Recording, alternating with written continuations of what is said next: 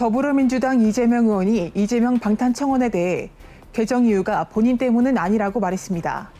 부정부패로 기소된 당직자의 직무를 정지하는 내용의 당원 80조를 개정해야 한다는 청원으로 이 의원은 이에 대해 검찰 공화국이라 불릴 정도의 상황에서 정부의 야당 침탈 통로가 될 수 있다며 당원 개정 필요성에 무게를 실었습니다.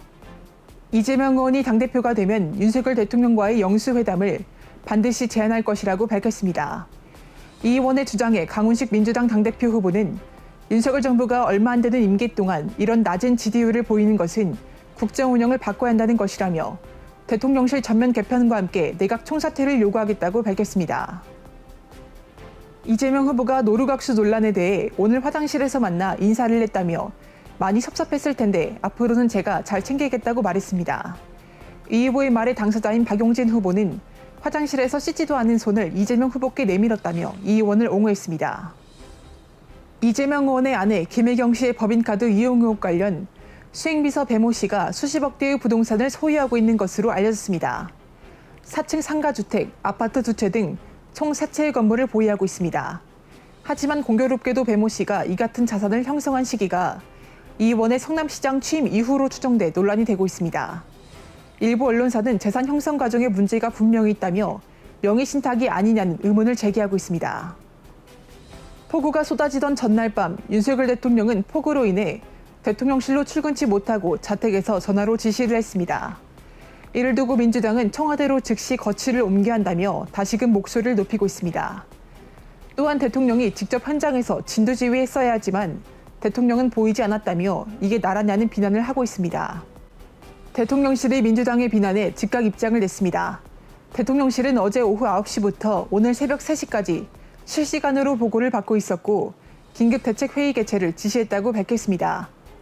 또한 대통령이 직접 움직일 경우 보고나 의전에 신경 쓸 수밖에 없고 대체 역량을 떨어뜨릴 수 있다 판단해 집에서 지시를 내렸다고 밝혔습니다. 또한 경호 의전을 받으면서 나가는 게 적절치 않다고 판단했다며 이후에도 똑같은 판단을 할 것이라고 말했습니다. 또한 대통령이 있는 곳이 결국 상황실이라고 말하며 논란을 일축시켰습니다. 이후 윤 대통령은 재난안전대책본부를 찾았고 침수 현장을 방문했습니다. 휴가를 끝낸 문재인 전 대통령이 양산으로 돌아왔습니다. 문 전 대통령이 휴가를 즐길 동안 집회단체들과 경찰들은 간담회를 가졌습니다. 경찰들은 오전만이라도 시위를 중단하기를 요청했고 집회단체들은 맞불 집회를 언급하며 집회를 이어갈 의지를 표명했습니다. 하지만 결국 평일 오전은 앰프를 사용하지 않기로 했습니다. 이스라엘과 팔레스타인 무장단체가 이집트의 중재로 휴전에 합의했습니다. 지난 5일 시작된 무력 충돌이 사흘 만에 끝난 것인데요. 다만 팔레스타인 무장단체 측이 휴전 수용의 조건으로 2명의 죄수 석방을 언급했지만 이스라엘 측은 휴전의 조건이 없다고 주장해 이견이 해소될지는 지켜봐야 합니다.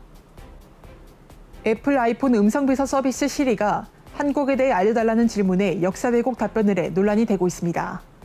한국은 현대사에선 한반도 또는 조선반도의 일본 제국령 조선이라는 왜곡된 정보를 내놓은 건데요.